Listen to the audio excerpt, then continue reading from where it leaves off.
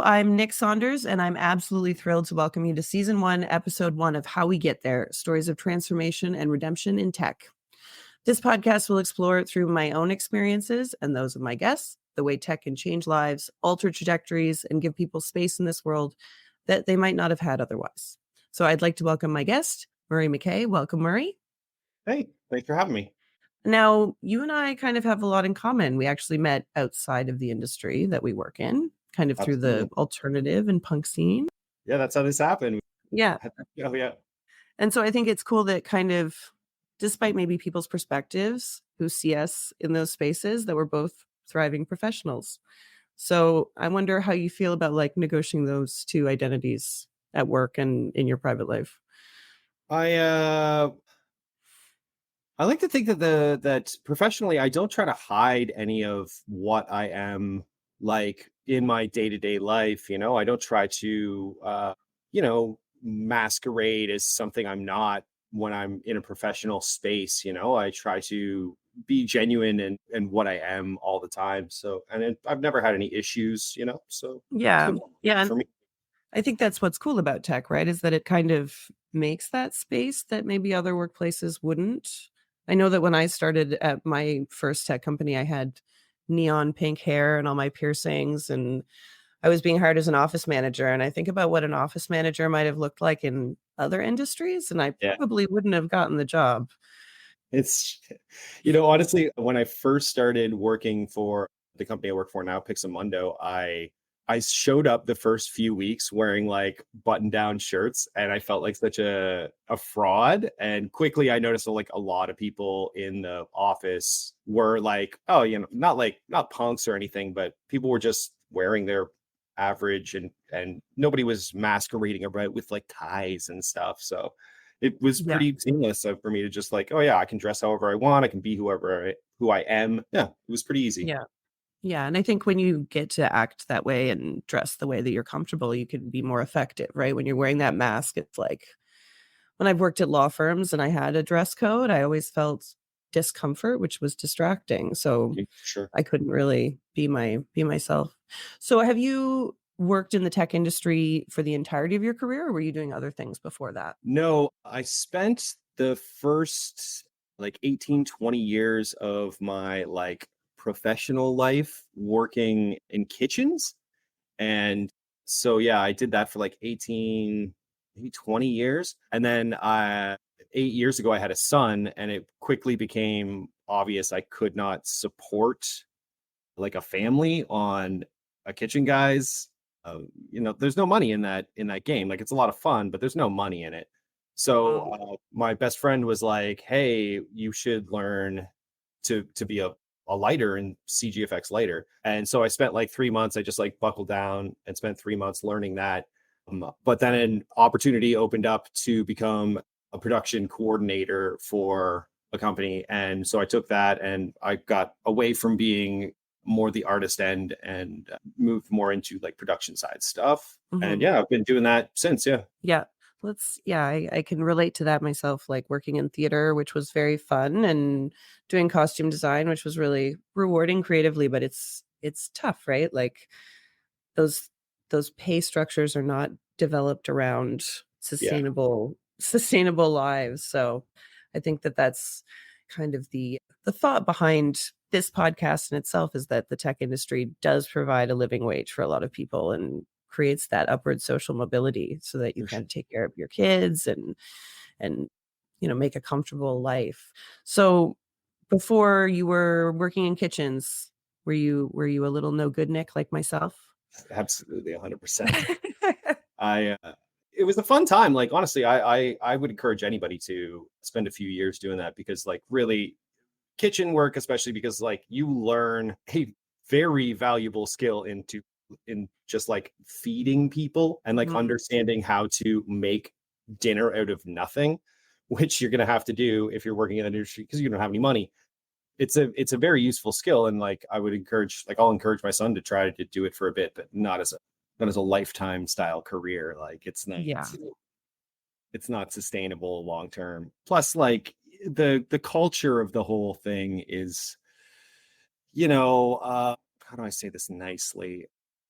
it's self-destructive, right? Like Mm, everybody knows somebody who's, a little off the deep end because they've mhm. spent too much time working in these industries, right?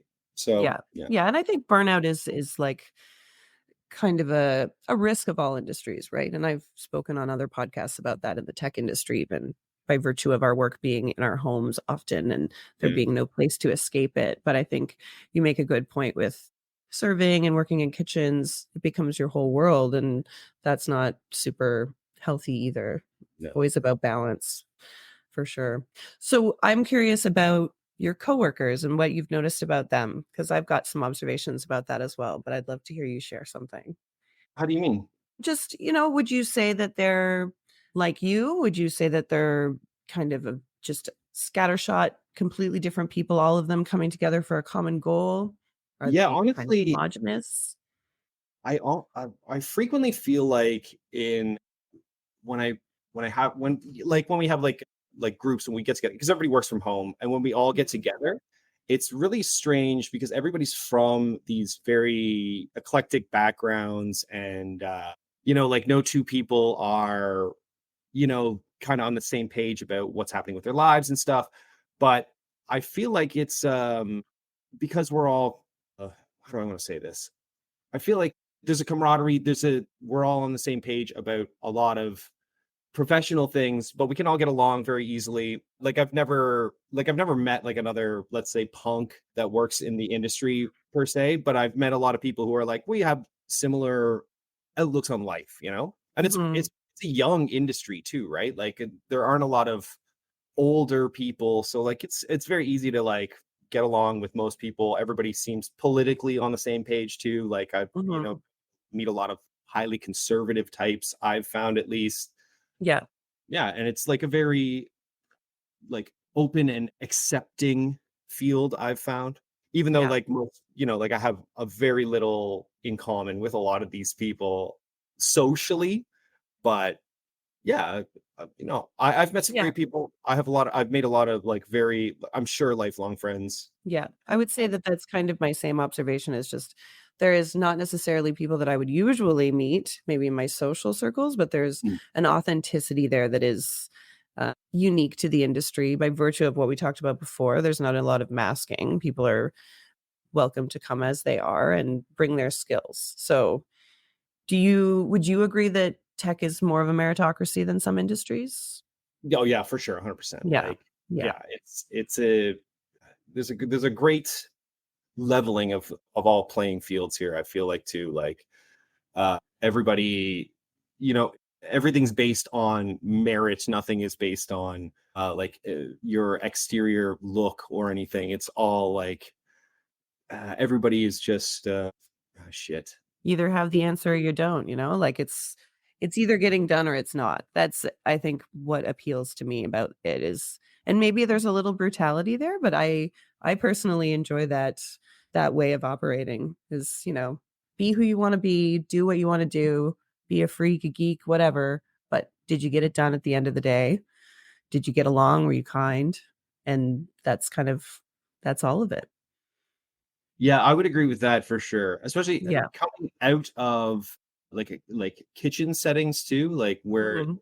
it is like, oh, you got to get it done, but there's like an urgency in that industry that doesn't exist here, and like a just the way people speak to you about issues is completely different. I had a hard time getting used to it at the beginning because like people were just so more just even keel about issues than the insanity I was used to. I had a hard time getting it in my head that like, oh, I'm not going to get shouted at all the time. That's Yeah. killed. Like these are, like Yes, yeah. That is a nice feeling. I mean, yeah, urgency, I like the concept of priority over urgency, right? Like so yeah, urgency is often at the sacrifice of quality, but when you put something in priority, you're also moving fast, but you're maintaining quality, right? sure. Yeah. But I can definitely relate to the everyone being so kind and reasonable and it was it was a very it was a very different experience for me. So I was working in theater, but then I was out of theater working at a uh, like dance clothing production shop. And Okay. so this was kind of just like a little stopgap before I started working in tech. And it was about quotas. So I was sitting at a sewing machine creating these costumes, and I had a certain number to complete. And it made me really do some sober self assessment about whether or not I could function in that environment. And the answer was absolutely not. I could not. it was, it Like piecework? yeah, pretty much, yeah, and it was I think for some people, maybe having that kind of, like, that measurable outcome is hopeful, maybe, but for me, it was very daunting and very stressful. So when I entered then into the tech industry and I had someone being like, "These are the goals that we want to accomplish. Get there how you can," and, like, use these tools that we're providing, learn something, we will also teach you. Like, that was all just so revolutionary to me. For I mean, sure. Yeah. I did see a lot of that in theater. Theater kind of behaves in the same way, I think, as the tech industry, and there's a lot of alignment there. But in that manufacturing setting, that was when I realized that I needed to move to something different for sure. Did you find yourself in a piecework kind of environment? Did you find yourself like trying to cut corners uh to get more product out? Did you like was that like an issue for you? I mean, that's a good question. I think that that would have been the logical thing to do. But because I was trained kind of in like couture methods and more in, for theater, I had such a obsession with this quality that I think maybe was slowing me down and Yeah. bogging me down, and I wasn't cutting corners because I wanted to do it right. And I don't think that that was, to my benefit. But it was not a good fit for sure. I'm glad you got it. Uh, yeah, yeah, me as well. And I feel so passionately now about the tech industry and how it can be a really great move for a lot of people. And I don't know if you have those conversations with people that are kind of curious, tech curious. Honestly, I got in like I'm 40, right? Mhm. All of my other friends, everybody else has established their career trajectory. I seem to have got on it late. So most people I know are they're established. They're not trying to I'm Mhm. not trying to convince people to come in. You're not recruiting? No, I'm not recruiting. See, I'm still recruiting, and I'm 39, I'm turning 40 soon, and I'm still trying to bring people over. I I really strongly believe yeah, it's a great place to be, and the more I kind of gush about it, I find that people are curious and they'll admit that they're like, "Oh, I took a little secret coding class on the side," you know? It's like a little secret that some people have that they're curious about it.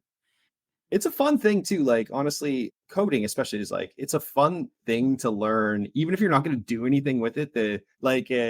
It's the ability to make something out of nothing is such like an enjoyable little thing. Like I mess with stuff like this all the time just to be Mhm. like, can I do a little thing here? Can I make a little video game in my spare time? Like it's making something from nothing is just but I enjoy that in all facets of my life, right? Like, Yeah. Yeah. yeah, about my hobbies. I like making Mhm. things. So yeah, it's Yes. like pretty natural. Yeah, Yeah, yeah, like, the kind of the artistic process, it also kind of transfers to tech as well, and, absolutely. I hold a non-technical role, as they call it, which I hate that expression, and I will always get up on my soapbox to say that it's a spectrum of technicality. We're not either technical or not technical. All of us use those tools in our industry.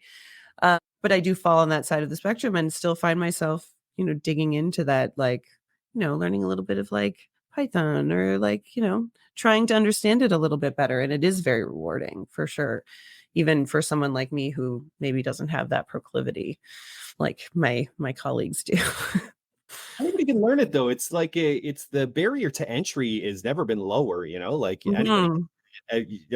you can find classes on the internet that are free, that are totally usable. And a lot of this stuff is just like basic logic problems too. Like, so it's if you have any want to learn, it's not very hard to get into, you Yeah. know? Yeah. Absolutely. Yeah. And I think maybe more of the barrier is well, for one, evangelism, so that's something that I'm kind of trying to do single-handedly sometimes, but the other one is networking, right? Like, some people do go through the boot camps or they, do a lot of self-guided learning, but then they find themselves without the connections to get into the industry. And that is, I would say, after I've done all of this, pro tech, yay stuff, that is a part that needs work, where our pipeline is very based around networking, right? And You're 100% right. There is like yeah. a nepotism happening Mhm. here. You kind of need to, like, I got my first gig through nepotism 100%. Like Mhm. everybody, I knew the right people at the right time, and that's how I got in. And like I would gladly help anybody else the same way, but you're right. If you don't know somebody or aren't like aggressive on like LinkedIn or some shit like that, it could Yeah. be very difficult, I can imagine. Yeah. Yeah. Yeah.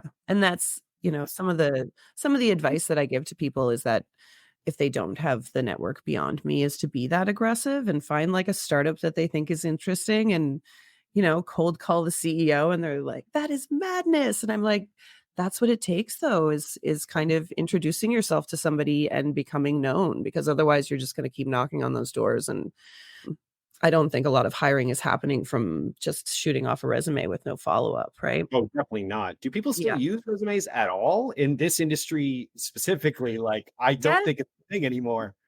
they do. And I'm in people operations, so I review resumes. They do still Really? exist. Yeah. I Yep. feel like Yep. everybody that I've seen get hired in the last 7 years, it's almost been exclusively somebody knew somebody, or it was just, well, I looked at a LinkedIn profile. It seems like Yeah. are the two like ways I've seen people get hired. Yeah, well, and LinkedIn has become kind of the new resume for people who are LinkedIn savvy. Again, Yeah. another barrier that not a lot of people maybe know how to leverage LinkedIn as effectively as they could. I do still see resumes, but I know also that it's so much about the interview. And I think a lot of companies are doing those kind of like missions, show your work kind of stuff, which is a very important once you get through that point to the Yeah, interview, which I think is a really great thing for sure, getting people to show their work. for sure. Yeah. Well, what was your interview process like? Was it just a conversation? Yeah, I my first when I first came in, it was a buddy of mine was like, "Oh yeah, I know this guy. He can definitely do this." I had no experience, and I'm not gonna like I just lied to these people straight up and was like, "Yeah, I know what I'm doing. Mhm. I've been doing it for years," and they did no background checks or anything. And yeah, I got a job. Okay. Like, yeah, I was in the next day. It was pretty wild, actually. Like, And then I it got was just sink or swim, just yeah, figuring. learned things. It was trial by fire for the next, it's still trial by fire every day in my life. Like I have a pretty serious imposter syndrome going on all the time. Although I think a lot of people in our industry feel that too, because it's like Absolutely. reasonably new. I like new was 30 years, but mm, yeah, I feel like a lot of people are constantly like, "Oh, do I know what I'm doing?" Because like, Yeah. and like honestly, people are constantly asking me in my job to do things I've never have any idea what to do. So I just look it up and figure it out. That is like Mhm. the one skill that I have in my life is I like to learn things of my own accord. And so Yeah. when somebody gives me a problem, I'm just like, I'll figure that out right now. And yeah, that's the Yeah. way I live my day-to-day life. And that's a great opportunity to be given, right? Is to get to figure things out rather than them being predetermined and there's only one right way to do it, is to get to figure it out. Yeah, learning by doing, it works well for me. If I'm given a problem, that's the only way I'm going to learn most things, is like, you need to do this right now. So I'll figure out how to do it. And that's how I live my life. So I wanted to ask you one last question. If you hadn't have gotten into this industry, what do you think you would be doing now? Struggling, probably. I would be mostly struggling. Uh, like, yeah, I would probably still be in the kitchen. I Mhm. loved it there. I really did enjoy it for the time I Mhm. was in it. And like, if the money existed, I would very happily do that. Yeah. Like, it's a high stress environment, whatever, but I did enjoy it, and I was good at it. So, Yeah. but unfortunately, that industry, it's designed such that people can't make money unless Yeah. you own a place, and the barrier for that is incredibly high. So Mhm. yeah, that's probably what I would be doing in a perfect world. If I would probably do that. Yeah, I suspect that's where I would be. All right. All Yeah. right. Yeah. I think I would probably be working at the law firm again, Yeah. which You know, I don't know that that would have made me very happy, and it would have been, like, somewhere where I would have succeeded, but definitely would have been something that I would have returned to when I was trying to find new options. So I'm very happy that this is where my path led. 100%. So, yeah. So thank you so much, Murray. I really appreciate your time today, and we hope that everybody who's listening enjoyed it as well and will like and subscribe. It's been a Thanks so much. blast. Thanks again, sister.